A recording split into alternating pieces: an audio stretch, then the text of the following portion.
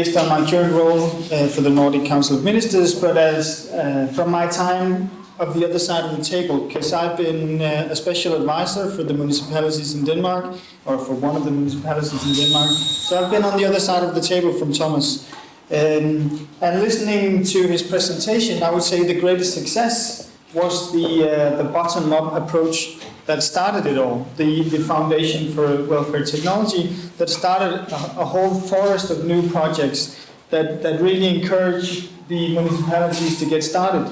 And I feel that particular project has actually grown into what I believe now, that the municipalities are actually the drivers within welfare technology today. Obviously, it's their job, it's their tasks that are being taken over by technology. So obviously, they need to be the front runners in this field, and they need to be the main drivers.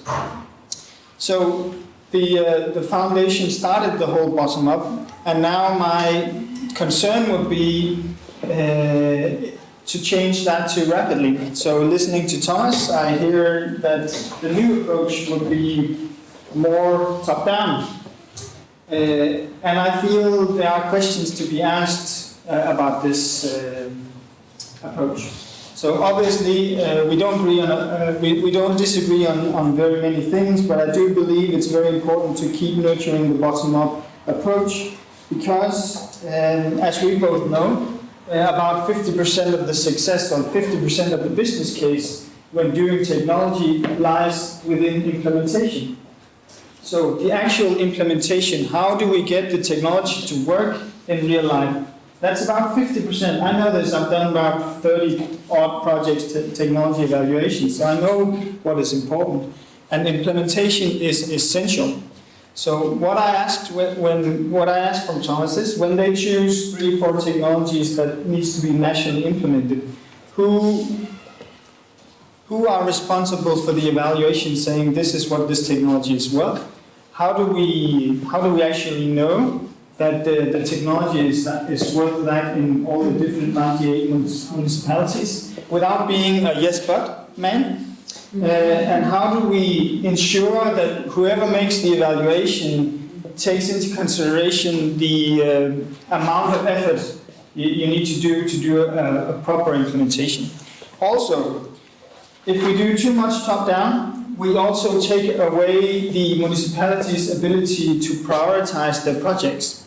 If we tell them these are the 4 technologies you need to implement, then we've taken away their ability to prioritize and say, no, those 4 are good, but we've chosen 4 others that are even better and give us an even better business case.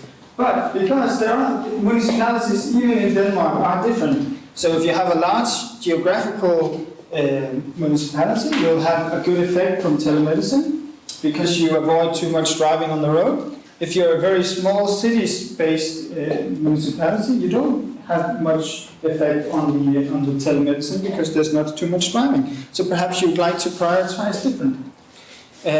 Also, being from one of the leading municipalities in Denmark, when I was a special advisor, I would say another danger of top-down is that you cater to the lowest common denominator. So you have to get everybody involved, but that also means that the ones who are actually doing all the work, the ones that are leading the field, they've already done everything that's in it, because those technologies were 3 years ago, because they're the ones probably who done the evaluations that the business case is based on. So they are not included in that strategy. So for them, it probably lacks vision. So that's a problem also. So I'm not disagreeing at all with Thomas.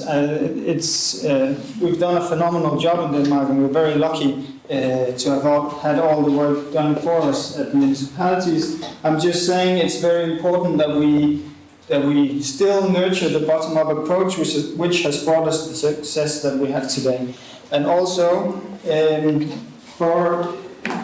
from the perspective of the municipalities, it's very important that the national government create a positive framework for working with welfare technology. And that positive framework, as Thomas mentioned, is very specifically sector cooperation, because it's very difficult for municipalities to do projects with hospitals because nobody wants to pay for it. Because perhaps the benefits of a project that we do in a municipality, the economic benefits will go to the hospital, so we don't want to pay for it because we get none of the benefits.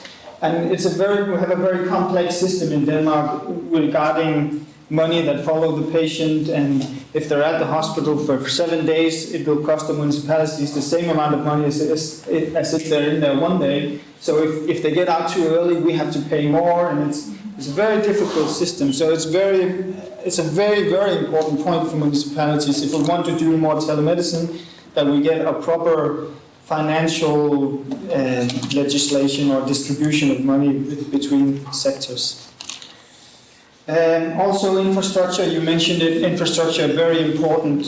You're probably lucky here in Lithuania, we're not so lucky in Denmark. If you're a municipality in the western coast of Jutland, you're not blessed with high-speed internet and very little mobile coverage.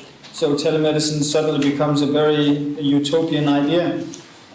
So obviously infrastructure is essential to do technology.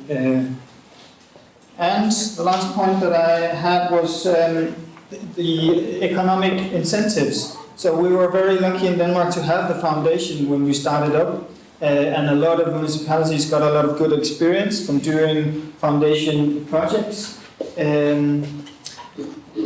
But perhaps we should, and obviously the whole demographic challenges and economic constraints is the motivation that has gotten Denmark as far as it has today. Because you need, as I told Thomas on the way here, there's only two kinds of motivation. There's fire in the eyes or fire under your feet. And we've had fire under our feet in Denmark for a long time, so obviously that has driven us to do this. But perhaps we could take a look at Sweden, who's actually rewarding municipalities for doing technology projects instead of taking money away from them. So perhaps we could learn from the other Nordic countries on how to create motivation for implementing technology.